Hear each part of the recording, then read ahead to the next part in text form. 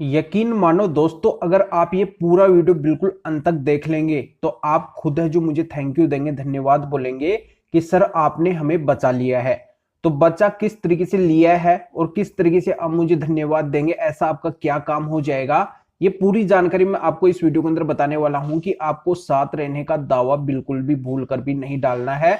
नहीं तो यहाँ पे 4 बड़े साइड इफेक्ट है जो आपको देखने को मिल सकते हैं। तो ये कंप्लीटली जानकारी आपको इस वीडियो के अंदर मिलेगी, पर आपको क्या करना है, वीडियो को अंत तक देखना है, क्योंकि आधे अधूरे वीडियो से कोई भी जानकारी समझ में नहीं आती है। ये आपका अपना चैनल है, इसको अगर आप अब तक सब्सक्राइब नहीं करे हैं तो पहले सब्सक्राइब करके बेल आइकन को अवश्य दबा दीजिए। तो चलिए शुरू करते हैं। तो वेलकम दोस्तों, मैं हूं आपका अपना एडवोकेट जितेंद्र। दोस्तों, बहुत से पतियों को ये गलत एडवाइस मिलती है। अगर यहाँ पे पत्नी खुद गलत है और पति गलत नहीं है और पति का मन नहीं है उस पत्नी को रखने का, लाने का, और फिर भी उनको ये बोला जाता है कि आपको साथ रहने का दावा यानी कि सेक्शन 9 यानी कि आरसीआर है जो फाइल करना चाहिए। अब वो क्या करते हैं कि जल्दबाजी के अंदर उनकी एडवाइज में आके और वो फाइल कर देते हैं। पर यहाँ पे ये फाइल करने से बहुत बड़ा नुकसान होता है। आपको इस तरीके से सेक्शन 9 यानी कि आरसीआर साथ रहने का दावा भूल कर भी नहीं डालना है। इसके क्या क्या साइड इफेक्ट है, एक एक करके मैं पूरी जानकारी आपको इस वीडियो के अंदर बताने वाला हूं। इसका पहला साइड इफेक्ट क्या है? पहला साइड इफेक्ट ये है कि ये लॉन्ग टाइम केस है, यानी कि ये शॉर्ट टाइम केस नहीं है, ये बहुत लंबा चलता है। 2-2 3-3 साल भी है जिसमें लग सकते हैं, और इसकी डिग्री मिलेगी तभी है जो आपको फायदा मिलेगा। ये आप ना सोचे कि आपने सेक्शन 9 डाल दिया यानी कि आरसीआर डाल दिया और इसी से है जो आपका फायदा हो जाएगा। आपको है जो इसकी डिग्री मिलना जरूरी है, और डिग्री है जो शॉर्ट टाइम के अंदर मिलती नहीं है। लॉन्ग टाइम तक ये केस चलता है तो पूरा केस आपको लड़ना पड़ेगा, और अंत में जाके डिसीजन क्या है इसका भी पता नहीं है। डिग्री आपको मिल भी सकती है, ना भी मिले, इसकी भी है जो कोई गारंटी नहीं होती है। तो ये पहला साइड इफेक्ट आपके अच्छे से समझ में आ गया होगा। अब यहाँ पे मैं दूसरा साइड इफेक्ट अच्छे से क्लियर कर देता हूँ। देखो, अगर आपको एडवाइस मिली है कि आपको फायदा लेने के लिए है जो सेक्शन 9 का केस यानी कि आरसीआर यानी कि साथ रहने का दावा फाइल कर देना चाहिए, पर आपका मन है ही नहीं उस पत्नी को लाने रखने का, केवल यहाँ पे आप एडवाइज में आके और ये केस फाइल कर देते हैं, और केस के अंदर आके पत्नी बोल देती है कि हाँ मुझे रहना है, मैं रहना चाहती हूँ, तो वो कोर्ट के सामने बोल रही है, और आपने भी अगर ये लाने रखने का दावा डाला है तो बिल्कुल आपको उस पत्नी को रखना ही पड़ जाएगा। फिर आप है जो वहाँ पे बिल्कुल भी मना नहीं कर सकते हैं।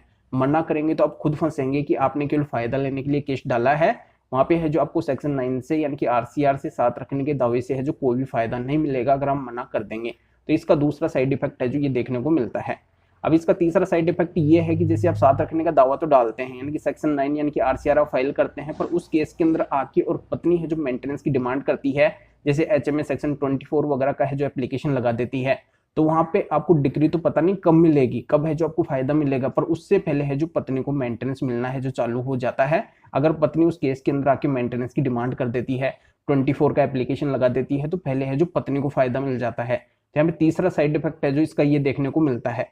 अब चौथा साइड इफेक्ट इसका ये है, जब आप सेक्शन 9 आरसीआर यानी कि साथ रखने का दावा फाइल करेंगे तो उसमें है जो आप पत्नी को गलत दिखाएंगे कि आपकी पत्नी ऐसी है, उसने है जो आपके साथ में गलत किया है, वो अपनी मर्जी से आपको छोड़ के गई है, यानी कि तमाम तरीके के आप आरोप लगाएंगे क्योंकि आपको फायदा लेना है। आपकी पिटीशन इसी तरीके की होगी। तो आप जब उसको गलत दिखा रहे हैं, उसके अगेंस्ट आप खड़े हो रहे हैं, सेक्शन 9 आप फाइल कर रहे हैं, तो यहाँ पे पत्नी भी है जो अवेयर हो जाएगी, वो भी है जो अपना मजबूत ग्राउंड बनाने के लिए है जो तैयार हो जाएगी कि आप है जो इस तरीके की बातें बोल रहे हैं, तो वो है जो और भी सतर्क हो जाएगी। सेक्शन 9 डालने से, आरसीआर डालने से, इस तरीके से साथ रहने का दावा फाइल करने से वो है जो कई सारे केस भी है जो अवेयर होके आपके ग्राउंड को जान के और भी है जो फाइल कर देती है। 498 केस आ जाता है, डीयू का केस आ जाता है, मेंटेनेंस का केस आ जाता है। तो चौथा बड़ा साइड इफेक्ट ये देखने को मिलता है। तो जानकारी आपके अच्छे से समझ में आ गई होगी कि अगर आपका मन हो उस पत्नी को लाने रखने का, अगर आप लेके आना चाहते हैं, उसको रखना चाहते हैं, तभी है जो आपको आरसीआर यानी कि सेक्शन 9 ये साथ रखने का दावा फाइल करना है, अन्यथा है जो भूल कर भी नहीं फाइल करना है। नहीं तो ये 4 साइड इफेक्ट है जो आपको देखने को मिल जाएंगे। तो फिर आगे मिलेंगे आपसे न्यू टॉपिक के साथ में। आप सभी का बहुत बहुत धन्यवाद।